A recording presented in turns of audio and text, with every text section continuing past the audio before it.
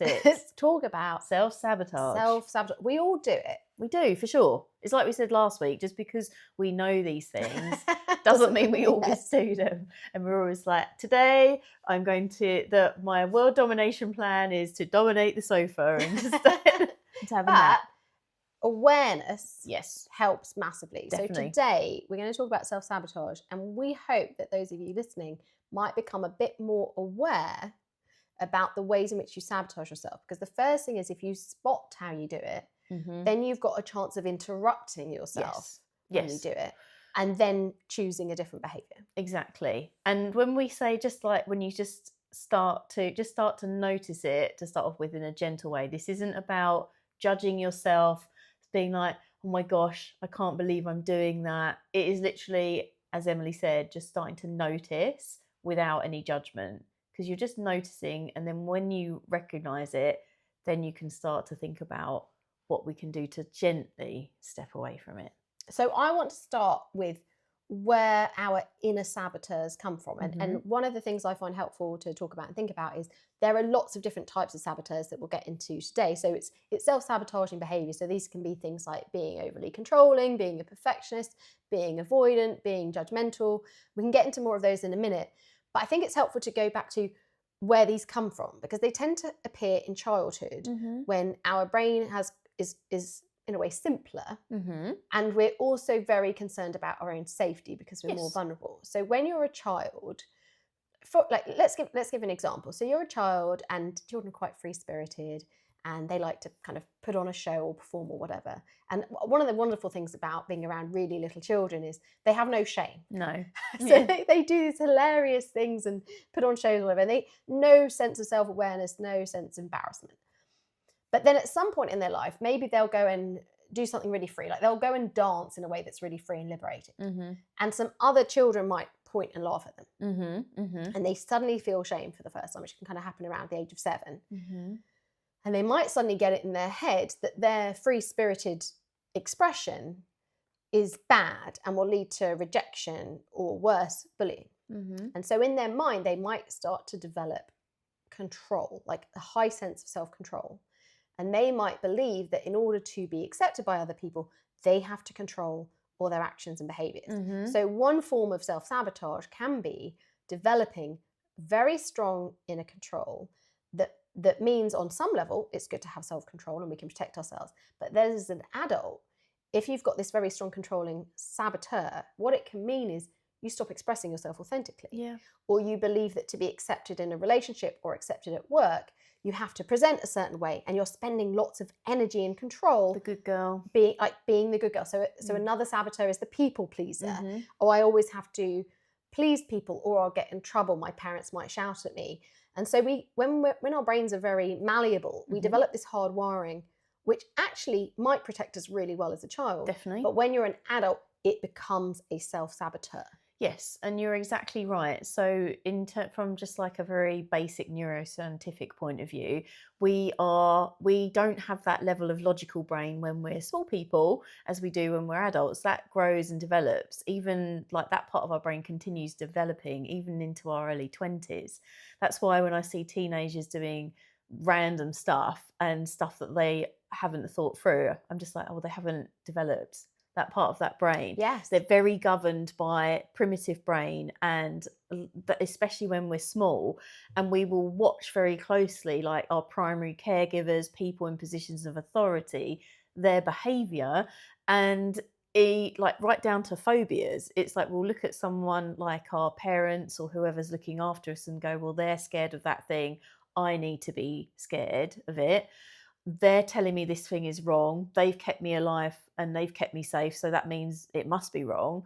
And the same in that peer group, because we're governed by that need to fit in the tribe. Any kind of inkling that we're going to be shipped out the tribe, we're like, no, this is not safe, because that primitive brain. And you're right, it starts to hardwire those patterns at an early age that stay with us. And what's interesting is it hardwires patterns, but the patterns are different for everybody. Yes. It's not like there's a standard, everyone develops control.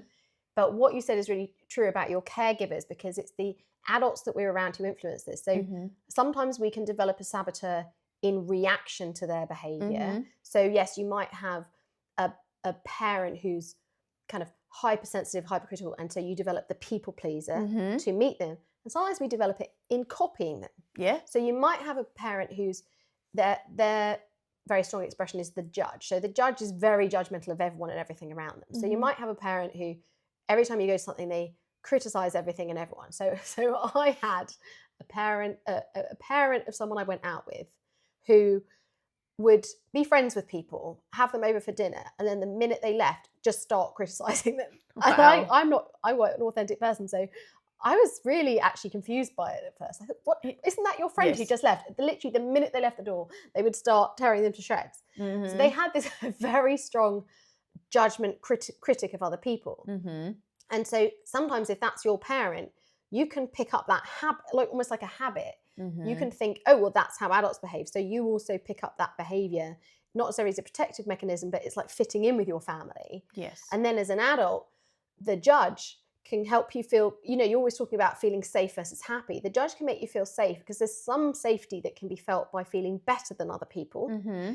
And so again, you might go round through life in your head or even out loud like she did, mentally criticizing everyone to make yourself feel better and feel superior, which is a false confidence, but it's sabotaging you because it actually separates you from people. It stops you having really authentic relationships. It also makes you judgmental to people, so you're not open to being friends with people. So just starting with the where this comes from, yes, it's a safety mechanism. It can be copying our parents, or it can be in reaction to our parents. What do you think as well? Because this is just something that's occurred to me, and I'm thinking as well, like from personal experience, it's like if you are, say, like maybe like a younger child, or your parents are always very supportive, very nurturing of you, but they perhaps don't allow you sort of like the freedom to make your own decisions so much sometimes.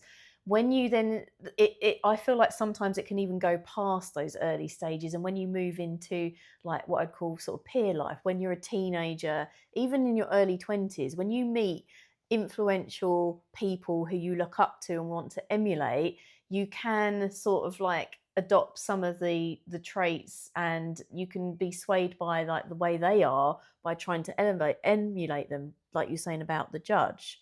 I feel like that can also be your experience if, as you age, especially if you're like a teenager hanging around with older adults that you want to be like, you can adopt those traits. Yes, I think you're absolutely right. I think you can adopt them at any stage, and never underestimate the desire to be part of the tribe. So you do see people, I've seen people in my life suddenly change behaviours. You think, why are they doing that? And then it's because they've got a new friendship group, even in their 40s, that they want to fit in with. And I do also think you can have also traumatic events can happen to you as an adult. So one of the saboteurs is avoidance, avoidance of conflict, for example. And you might have been completely fine with conflict, and then you're in a relationship which is very high conflict, and your brain, to protect you, just becomes completely avoidant. But then that spreads in the rest of your life. Yeah. And it can be because like you've observed these behaviours perhaps from a young child, or you've seen it modelled in like key relationships, perhaps between your parents, that you can be sort of unaware of how these things are impacting on your life. So they may not seem like they're self-sabotaging you. Yes. So what I thought I'd do actually is run through a few of them. Yes, perfect. And we can talk about how they can sabotage you, because then someone listening might recognise that, not realising, as you said, that it's a saboteur, they might recognise it. And then we can talk about, once you've started spotting it, how to overcome it. Perfect. So we've talked about the judge already, as in judging others, but the judge can also be the inner critic, which we've done a whole episode on. Yes. So your self-saboteur might be you constantly thinking what I've done isn't good enough, or finding flaw, which again might have been something you were brought up with, and in a perverse way might have made you very successful because it keeps you driven. But how it sabotages you is it stops you enjoying your success. And it also stops you going for what you're really capable of, because you're doubting yourself when you're actually really capable. So the inner critic, the perfectionist, which again, I think that can be similar to the people pleaser, where you might have had parents who required everything to a very high standard, or you might have had the opposite. Sometimes you get people who've lived in chaos as children. And so in a drive, again, control can be one of them, but in a drive to react to that or create a sense of safety, they become perfectionists about their appearance, their environment, their life, as a reaction to the chaos of childhood. So there's the perfectionist. There's the avoidant, which I think a lot of people don't spot that they have that. And the avoidant is avoiding conflict, avoiding difficult conversations. Why are you laughing at that one? Me. Is that It's right? me. So therefore, again, that can keep you safe. So there's a Yeah. very strong reason to have that. But what it stops you doing is really addressing issues. Mm. And especially if you're avoidant of conflict or difficult conversations in a relationship, it can, some people look at a relationship where people have arguments all the time and they say that's unhealthy. But actually, some of the really unhealthy relationships are where the issues never get addressed. Yeah. And you might think that's sailing along and that's fine, but the person on the other side will feel that disconnection or that, in a way, lack of honesty, and eventually feel neglected and check out. Yeah. So the avoidant can be harder to spot because it's less obvious behaviour, but the avoidant can also come out in procrastination, because if you're avoiding pain or avoiding doing things that are difficult, if there's a work task that's difficult, your brain just goes, "Oh, just go and do something else that's more comfortable." So it can come out in just not actualizing ourselves, not achieving our goals. We've got the controller, similar to the perfectionist, but the controller can also be wanting to control other people, which is a whole, that's a road to hell right there. Yes. Right? I love it. But that is again an extension of maybe feeling out of control as a child. 100%. Yeah. And then you want to control everything. You can never control everything, so it sabotages you because people run away from it. You can always feel out of control because life isn't controllable, and so it can create huge amounts of anxiety and be very limiting. You might have people who might not travel because they can't control everything when they travel. The overachiever.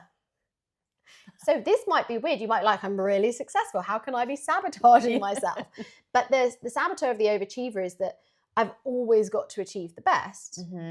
That doesn't necessarily mean that you're living the life that's really fulfilling to you. You might be in search of the best so much in your career that you forget to develop meaningful relationships outside of it. Or you might be trying to achieve so much in relationships that you're valuing people as trophies, right? Yeah. Who's the best looking girlfriend or boyfriend I can get? You keep laughing at all these things I'm saying. We're not here to analyse you, Julia. I feel so seen right now. But it's like, I have to be so visibly successful that we're not stopping to see, is that what's really good for me, which is different to what I want. So there's the overachiever, people pleaser we've covered. The enforcer, it's a bit like the controller, but these are people who have to be the absolute alpha. Is it wrong that I love the sound of that one more Yeah. But I mean, there's nothing wrong with a little bit of all of these. It's when it starts sabotaging. And the enforcer's like my way or the highway. They often like to rule their family with an iron fist, or their business or their industry. And again, it's really disempowering to everyone around them. And it's actually, it creates a lot of very unhealthy relationships. So the enforcer then will struggle again to have healthy relationships. The rationalizer and the strategizer, the last two, are ones that I really connect with, which is, if I think about this hard enough, or if I strategize well enough, I can solve any problem. Yes, that shows up a lot in my practice, but in my therapy practice. Right, let's just think this through. And again, you might think, well, thinking this through, this sounds really healthy.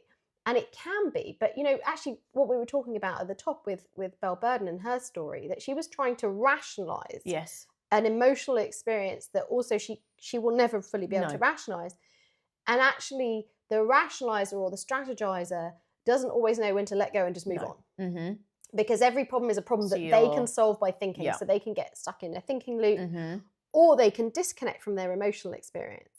They might be in a relationship that isn't healthy, but they think, well, if I work harder or I have a strategy, I can right this ship. Not recognizing that it takes two people to tango. The other person also needs to put the effort in. Or not just listening to that quiet inner emotional voice that just says, this just is not right for you. You need to leave. Now, there are more. I mean, those we've done quite a big list. There are more, but I think we've covered a lot of the main ones. And again, I've realised I just did that really quickly. You might want to just pause and replay that all. Stop and ask yourself, when have I ever behaved or felt in alignment with any of those? And is that a pattern that started earlier on in my life? When did it start? Why did it start? How does it play out now? And we're now going to kind of move on to talking about what we do about it. But do you have any thoughts just on that list that I've just shared? I was literally, and I feel like that it's good to, like you say, look at the list, even if you write out each one and think about and identify which ones, maybe you could even scale which ones, because Like 1 to 10 on each one. exactly, because your primitive brain may go, oh my gosh, I can pull out, especially if you're feeling like anxious and on edge when you like this podcast comes to you, you might be like, oh my gosh, I'm all of them. My life is Yes. I'm like literally going to have a meltdown. So yeah, have the list and think like which one, like on a scale of 1 to 10, and don't try and over rationalize it. Just do an intuitive, where am I 1 to 10? Because it's like we want to solve everything overnight and we want to do a pivot, but actually we can, if we just start working on the ones that we're most like we feel are causing us the most hurt and discontent in our lives, that's a really good place to start. Absolutely. I think. There is a tool online called Positive Intelligence. Mm-hmm. It doesn't cover every single one I've mentioned, but it covers a lot of them, where you can do an online questionnaire. If you love a quiz, it's better than a Cosmo quiz, but if you love a quiz, go to positiveintelligence.com and you can do an assessment that also gives you a bit more information. So I think it is good to just pause and reflect. As I said, we could probably do 3 or 4 episodes on this. It's a very deep topic. Yes. But I hope that's just giving you a taste or an idea, first of all, of what your saboteurs might be. So once someone's kind of started to spot the saboteur, and spotting it is first recognizing what it might be, and then recognizing the unhealthy behavior that, like, how that shows up in your life. So for the controller, is it suddenly a desire to control everything in your life, or not be able to move forward on a project unless you have every single bit of information? Once someone started to notice the behavior associated with the saboteur, what are some steps you think they can take to start unpicking that behavior? So we usually, like in clinic, what we will look at is how it is manifesting in life as well. Like what behaviors is it driving you to do, like specifically? Is it causing you to basically avoid doing the task? Is it causing you to eat a pint of ice cream every day? Yes. Is it causing you to scroll endlessly on social media? So we're looking to see where are the actual physical sort of hurt points in life that are causing us problems. And then, as I said, it's not like we can pivot. It would be amazing if we could just wave a wand and everything would be great overnight. But it's like starting, because our brain still needs to feel safe. And if we have developed these habits and these strategies to feel safe, we can't just take away all of these like ingrained habits overnight. So what we would look at doing is just gently starting to track back some of those habits, as we talk about a lot on the Bad Bitch Reset on the course. It's, what am I doing? Am I spending like an hour and a half on social media every night because I want to feel like I'm in control of my day? You know, what would it be if I could do like an hour and 20 minutes? And even if you did that once a week, same with the eating, gently sort of scaling it back. And the control, if I just maybe sit quietly and see what comes out of the meeting without me launching in full, here's the assault plan, what other ideas might come out which might enhance my idea? And you only might need to try that tactic like in one meeting in the whole week, but it's just gently sort of starting to be open to other ways that serve you moving forward. I've got another one to add on to that, which Yes. in some ways slightly contradicts it, but it's the theory of opposite action. So another way you can approach this is, next time you spot yourself, first of all, you identify the saboteurs, then the behaviours, and make a list of these behaviours that you maybe want to drop or change. And then the next time you catch yourself doing the behaviour, stop and think, what is the action I'm about to do? Like you said, eat the ice cream. And ask yourself, what would be the opposite action to this? Yes. And see if you can do it. And you're not going to make yourself do it every time, but just see if a couple of times you can do the opposite action. Yes. And that disrupts the loop. So, for example, let me share a personal one. When I was younger in relationships, I had the avoidant saboteur. So if I felt an argument brewing, I would just literally try and leave the room or try and not have the conversation. Which is a very natural reaction to perceived danger. Yes, absolutely. And if I was in real danger, that would have been the right thing. But it was more discomfort about the situation than the conversation. And I realised the opposite action is just to stay. Yeah. It doesn't even have to be to have the conversation. It would be to literally just stay in the same room as that person. So you've taken like a positive small, you've opposited it. You've done the opposite, but in a like a way. Yeah, I didn't go, oh, well, I have to now have this big conversation that I'm scared about. I just have to just stay in the room, or even just stay in the room for 5 more minutes. Or it might be, you know what, the other day I did this on myself because I was actually sat here. I had an evening off. I was sat here, I was chilling out, And then I finished my work, and my reward part of my brain, because I do bribe myself, said, go and get some chocolate out the kitchen. Brilliant. Which is not, it's not like it's always a bad thing. No. But I really didn't, I'd had a full dinner, I really didn't need it. And I literally thought, what is the opposite action? And I went and did 20 minutes on my bike instead, on my static bike. So I still watched the TV, but I did it on my bike at home. Nice. And I felt way better, and I didn't eat the chocolate. I actually felt quite smug at the end of that. Now, it's not to say I do that perfectly every time, but if you do the opposite action and then your brain goes, oh, well, that was actually a better result. Now, other examples, if you've got the controller, is recognizing I'm trying to control everything. Can I take a first step without having all the information? Can I try and do this task without having to perfectly organize my desk first? And again, just say, can I just do something for 5 minutes? Yes. Without doing the controlling behavior or rewriting my to-do list for the 10th time. And it's really amazing when you just get yourself to do the opposite thing, even just for 5 minutes. You create a new neural pathway. I now have another choice of how I behave when my saboteur comes up. Yes. And it's all about like doing those behaviours that gently build those new neural pathways. And I think it's really good that we both covered techniques that work for people in different situations, because if you feel like you've got two techniques, whether you're feeling like you're on a winning streak and you can do that hard pivot and do the opposite, but in a small way, which is amazing, or you can do that small tiny track back away, that small step back from the sabotaging behavior. That will work for you depending on how in control you feel at the moment. If you're feeling calm and chill, you might be able to do that hard pivot, which is amazing. And if perhaps like you've just had a bad day and you're not feeling quite as resilient, just being like, okay, I'm going to kind of do this. It is what it is. I'm not going to judge it, but I'm going to just make a positive step back away from it. Yes. So it's like, how fast are we running from the behaviour? Well, and it depends on the behaviours as to which approach works. It depends on you. I do think it's worth talking about when these behaviours are more extreme, because for some people, self-sabotage, it leads to very extreme behaviours. A sabotage I didn't mention can be being the pleasure pig, which is basically where all your decisions are driven by pleasure, maybe as a reaction to deprivation as a child, for example. But this is where your self-sabotage can lead to spending addictions or food addictions or drug addictions. Well, because we're fighting like dopamine in our brain and that chemical reward, which makes it even harder. Yes, absolutely. Yeah. So some people, the saboteur is having a major impact on their life. And I'm going to share with you now some of the therapies that I think can really help in those more extreme situations. It'd be great for you to share too. Obviously, hypnotherapy is absolutely one of them. So when these behaviors or patterns are either extremely embedded, so it actually feels unsafe to let go of them because they really protected you as a child. For example, if, like, say someone's been assaulted and their saboteur of control has come as a result of that. Or it's just that the behaviour is having very unhealthy consequences for you. So you need a very quick way to address them. So a few things that I found helpful, or I think are helpful, obviously talking therapies, talking to a psychologist, a psychiatrist, rapid eye movement therapy, particularly if you've had trauma. I did it after my car accident, can be very powerful. The technique of havening is another one that can really, if it's trauma related, can help you let go of the trauma and then the behavior that's protecting you from the trauma. And another thing that I know we'll talk about again in future is doing something called the Hoffman. And the Hoffman is like 10 years of therapy in a week.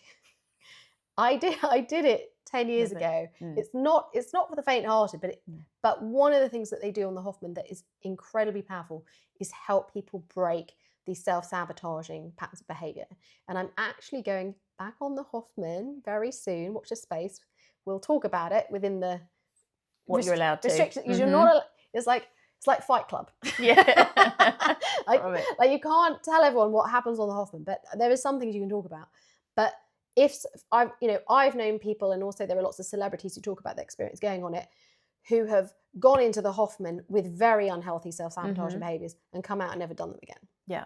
It doesn't fix it for everyone, but I do think if this is something, if you're listening to this and you have a very strong self-sabotaging behavior, get some professional help. Definitely. Because you can shift these things really quickly, and also they can be really having a negative influence on your life. But is there anything you want to add in terms of what are some of the other therapies that can really help people if they really have to shift this quickly? I think, as you said, talk therapy is great, and it's talk therapy that, so like CBT, moving you forward. Hypnotherapy obviously great because we're getting your, because all of our patterns are driven by our subconscious and lives in our subconscious brain.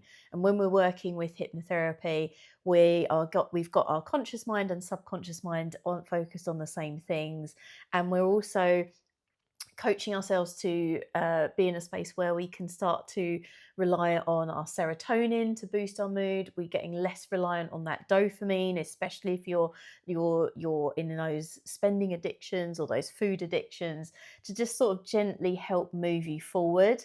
And I feel like one of the last points I would like to make, unless you would like to add anything more, is just like, if you find, you once you've done your list and you've scored yourself and you've identified that this is where I'm at and I want to move forward, whether we're doing the opposite reaction, small steps forward, professional help, just to reassure you that there is sort of light at the end of the tunnel and you can move forward through this. One thing I say to all my clients is like, it doesn't matter whether you're 8 or 80, you can always sort of pivot and you can always move forward through that amazing neuroplasticity in our brain, through having the right support, through just treating yourself gently and just finding a gentle way forward. Because just because we've learned to be this way doesn't mean we can just as easily learn another way. It's like that saying that the best time to plant a tree was 10 years ago 100%. and the second best time is now. Exactly that. It's never too late to do this work. No. It's life transformative. And one of the things I've just been thinking about a lot lately, and I've mentioned it on previous episodes, is courage. Mm-hmm. I think to live a really fulfilling, wonderful life, we have to have courage. We do. And courage is something you do, you practice. It's not that you're born with it. It's when you face something difficult, you step forward to it. So if we've spoken to you in today's episode, if you've realised you've got some saboteurs, then what would courage look like for you to addressing that or getting help or moving forward? And yes, it takes a bit of courage, but it is so worthwhile on the other side of it.